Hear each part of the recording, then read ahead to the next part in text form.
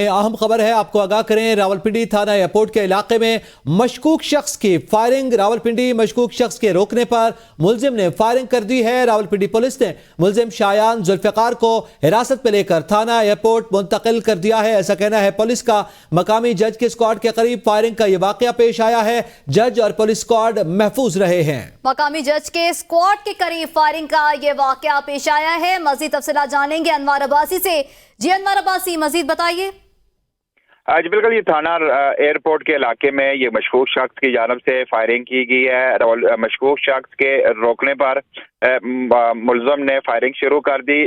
Police نے ملزمان شایان ذوالفقار کو حراست میں لے کر تھانہ ایئرپورٹ منتقل کر دیا ہے۔ یہ واقعہ اس وقت پیش آیا جب احتساب عدالت کے جج محمد بشیر کا قافلہ وہاں سے گزر چکا تھا۔ اس کے بعد یہ شخص کی جانب سے فائرنگ کی گئی۔ پولیس ذرائع کے مطابق جس طرح کی پہلے یہ رومر چل رہے تھے کہ احتساب عدالت کے جج محمد بشیر کی گاڑی پر فائرنگ کی گئی، ایسا واقعہ کچھ نہیں ہوا۔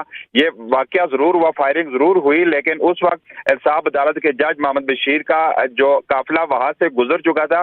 اس کے بعد اس شخص کے بارے میں یہ بتایا جا رہا ہے کہ یہ نشے میں دھت تھا اور پولیس کے روکنے پر اس کی جانب سے فائرنگ کی گئی۔ تاہم اس وقت احتساب عدالت کے جج محمد بشیر کا قافلہ وہاں سے گزر چکا تھا۔ پولیس نے مشکوک شخص کو گرفتار کر کے تھانہ ایئرپورٹ منتقل کر دیا ہے۔ جی یہ بتائیے گا، پولیس کا یہ موقف تو سامنے آیا کہ نشے میں دھت یہ جوان تھا، مگر اس وقت روکنے پر کیا اس کے پاس اسلحہ موجود تھا یا اس کی شناخت کے حوالے سے کیا کچھ سامنے آ پایا ہے اب تک ابتدائی طور پر؟ دیکھیے، ابھی ابتدائی طور پر شایان ذوالفقار نامی نوجوان ہے جسے حراست میں لیا گیا ہے۔ پولیس ذرائع کے مطابق یہ شخص پولیس کے روکنے پر مشتعل ہو کر اس نے ہوائی فائرنگ کی، جبکہ پولیس کا یہ کہنا ہے کہ اس وقت جو احتساب عدالت کے جج محمد بشیر ہے ان کا قافلہ وہاں سے پی ایف چوک سے گزر چکا تھا۔ تاہم ٹریفک بند ہونے کی وجہ سے اس شخص کو گرفتار کر لیا گیا اور اسے تھانہ ایئرپورٹ کے میں منتقل کر دیا گیا۔ ابھی اسے مزید تحقیقات جاری ہیں، لیکن یہ پولیس نے ان خبروں کی نفی کی ہے کہ جو فائرنگ کی گئی وہ احتساب عدالت کے جج محمد بشیر کے قافلے پر کی گئی۔ پولیس کا یہ کہنا ہے کہ اس وقت احتساب عدالت کے جج محمد بشیر کا قافلہ وہاں سے گزر چکا تھا، اس کے بعد یہ فائرنگ کا واقعہ پیش آیا۔ یہ بتائیے گا انوار عباسی، قافلہ گزر چکا، اس کے بعد اس کو روکا گیا اور اس نے فائرنگ کر دی، کس چیز پر یہ شخص سوار تھا اور کیا یہ معلوم ہو سکا کہ اس کا تعلق کہاں سے؟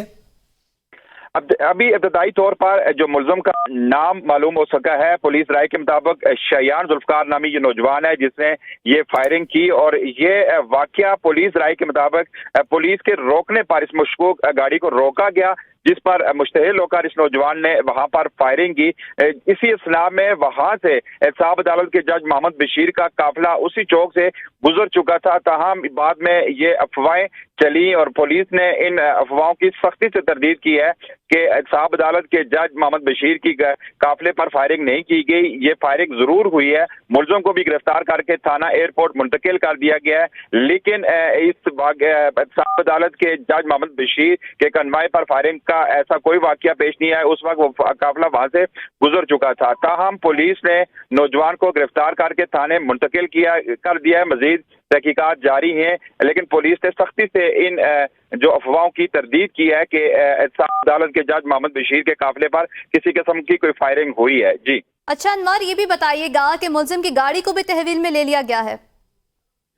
جی بالکل، ابتدائی طور پر ملزم کو بھی گرفتار کر لیا گیا اور اس کی گاڑی کو بھی تحویل میں لے لیا گیا ہے۔ یہ واقعہ دراصل جو پی ایف چوک میں پیش آیا، جب یہ فائرنگ ہوئی تو احتساب عدالت کے جج بشیر احمد کی جو اسکواڈ تھا اس کی کال پر جو وہاں پر پی ایف چوک میں وارڈن سے انہوں نے ٹریفک بلاک کر کے روک لی۔ ٹریفک میں پھنسنے کے بعد ملزمان کی جانب سے مزید فائرنگ بھی کی گئی، لیکن پولیس کی بھاری نفری اس وقت وہاں پر پہنچ چکی تھی اور ملزم کو قابو کر تھانہ ایئرپورٹ میں منتقل کر دیا گیا ہے۔